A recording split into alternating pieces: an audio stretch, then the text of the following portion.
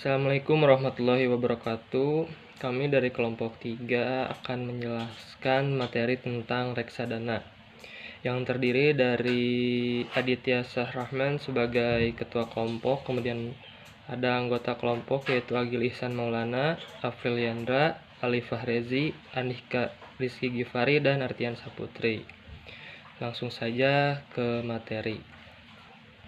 Baik, yang pertama di sini ada tentang sejarah reksadana di Indonesia. Sejarah industri pengelolaan investasi di Indonesia dimulai pada tahun 1976 saat pemerintah Indonesia menerbitkan PP nomor 25 tahun 1976 dan mendirikan PT Dana Reksa dengan dasar pertimbangan untuk percepat proses peluasan pengikutsertaan masyarakat dalam pemilikan saham perusahaan-perusahaan swasta melalui pasar modal menuju pemerataan pendapatan, serta untuk lebih efektif menghimpun dana dari masyarakat agar dapat digunakan secara produktif dalam pembiayaan pembangunan nasional.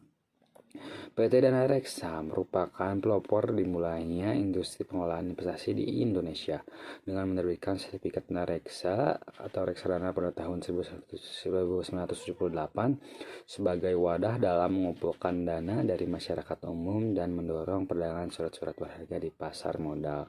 Sumber dana masyarakat dari penerbitan reksadana diharapkan dapat memudahkan emiten untuk membiayai kegiatan sehingga tanpa mengandalkan dana dari perbankan. Di lain sisi, investor pun mendapatkan kesempatan untuk memperoleh keuntungan dari kegiatan perusahaan tersebut karena investasi dari reksadana relatif lebih murah serta likuid, serta juga dikelola secara transparan oleh manajer investasi yang profesional dalam suatu portofolio investasi yang diversifikasi. Menurut Undang-Undang Pasar Modal Nomor 8 Tahun 1995, reksadana adalah instrumen pasar modal yang diterbitkan oleh manajer investasi sebagai wadah yang dipergunakan untuk menghimpun dana dari masyarakat modal untuk selanjutnya diinvestasi dalam portofolio efek oleh manajer investasi. Dari definisi ini terdapat 3 unsur penting dalam pengelolaan reksadana, yaitu pertama adanya kumpulan dana masyarakat baik individu maupun institusi. Yang kedua ada investasi bersama dalam bentuk suatu portofolio efek yang telah diversifikasi. Yang terakhir, manajer investasi dipercaya sebagai pengelola dana milik masyarakat investor. Cukup sekian dari saya. Terima kasih. Bismillahirrahmanirrahim. Saya Andika Rizky Gifari akan memaparkan sedikit tentang pengertian dari reksadana itu sendiri. Jadi, pengertian dari reksadana adalah wadah dan pola pengelolaan dana atau modal bagi sekumpulan investor untuk berinvestasi dalam instrumen-instrumen investasi yang tersedia di pasar modal dengan cara membeli unit pernyataan reksadana. Dana ini kemudian dikelola oleh manajer investasi untuk diinvestasikan ke dalam portofolio investasi seperti saham, obligasi, pasar uang, ataupun efek sekuritas lainnya. Dan pengertian reksadana menurut Undang-Undang Nomor 8 Tahun 1995 tentang pasar modal, pasal 1 ayat 27 yang isinya berbunyi, reksadana adalah wadah yang dipergunakan untuk menghimpun dana dari masyarakat pemodal untuk selanjutnya diinvestasikan dalam portofolio efek oleh manajer investasi. Dari kedua definisi di atas, terdapat beberapa 4 unsur penting dalam pengertian reksadana, yaitu yang pertama, reksadana merupakan kumpulan dana dari pemilik investor. Yang kedua, diinvestasikan pada efek yang dikenal dengan instrumen investasi. Yang ketiga, reksadana tersebut dikelola oleh manajer investasi. Reksadana tersebut merupakan instrumen jangka menengah dan panjang. Sekian yang bisa saya paparkan. Selanjutnya, saya kembalikan kepada moderator. Bismillahirrahmanirrahim. Assalamualaikum warahmatullahi wabarakatuh. Di sini saya akan menjelaskan tentang jenis-jenis reksadana. Yang pertama adalah reksadana saham. Di sini manajer investasi menempatkan uang nasabah pada instrumen saham. Resiko reksadana ini tinggi, tetapi keuntungan yang akan didapat juga tinggi tergantung kondisi pasar saham. Selanjutnya adalah reksadana campuran. Di sini manajer investasi menempatkan dana nasabah pada berbagai instrumen investasi seperti saham, obligasi, dan surat utang. Ini adalah reksadana pendapatan tetap. Di sini manajer investasi menempatkan dana nasabah pada instrumen obligasi yang cenderung resikonya adalah sedikit atau kecil. Terakhir adalah reksadana pasar uang. Di sini manajer investasi menempatkan dana nasabah pada instrumen pasar uang, yaitu membeli deposito surat berharga negara yang jatuh tempo kurang dari 1 tahun. Resikonya kecil sekali, hampir tidak ada. Bismillahirrahmanirrahim. Assalamualaikum warahmatullahi wabarakatuh. Nama saya Ali Farezi, saya dari kelompok 3. Di sini saya akan menjelaskan tentang manfaat reksadana bagi para investor. Berinvestasi di reksadana memberikan keuntungan termasuk bagi mereka yang memiliki dana sedikit dan tidak banyak mengetahui tentang investasi di instrumen keuangan. Beberapa keuntungan tersebut antara lain: 1. Dikelola oleh ahlinya.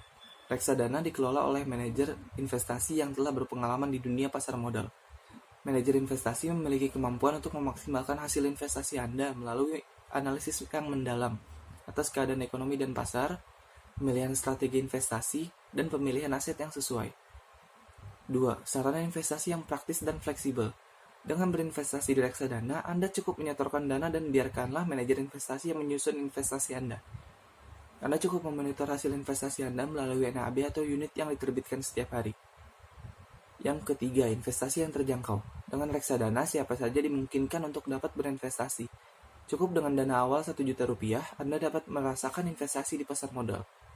Yang 4, risiko yang lebih minimal. Dengan besarnya dana yang ada di reksadana, maka akses untuk melakukan diversifikasi investasi semakin besar. Dengan melakukan diversifikasi investasi, maka risiko yang dihadapi semakin kecil. 5, terjaganya likuiditas Anda. Anda dapat mencairkan kembali investasi Anda setiap hari bursa, yaitu hari kerja yang telah ditetapkan sesuai kalender Bursa Efek Indonesia. 6. Transparansi dalam berinvestasi. Seluruh informasi reksadana selalu transparan. Anda dapat mengetahui reksadana Anda diinvestasikan aset-aset apa saja. Selain itu, manajer investasi wajib memberitahukan kepada Anda risiko-risiko yang dihadapi serta biaya-biaya yang dikenakan kepada Anda. 7. Lebih aman. Seperti yang sudah dijelaskan sebelumnya bahwa tingkat risiko reksadana tergolong rendah, maka hal ini jelas memberikan keamanan yang lebih baik bagi para investor dibanding dengan investasi yang dilakukan secara individu dan langsung di bursa efek.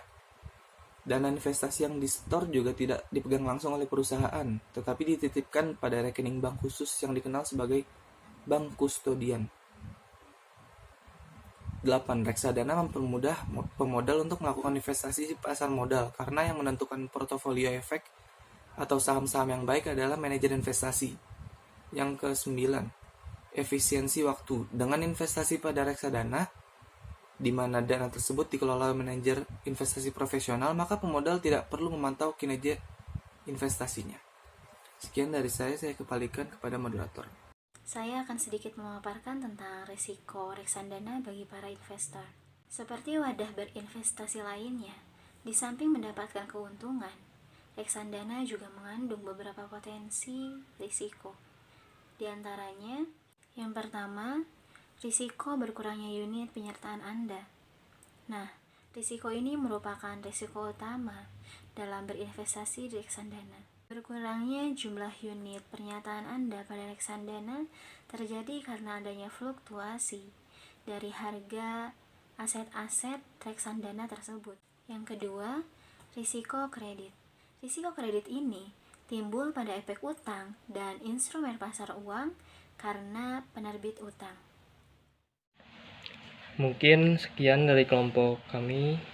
Wassalamualaikum warahmatullahi wabarakatuh.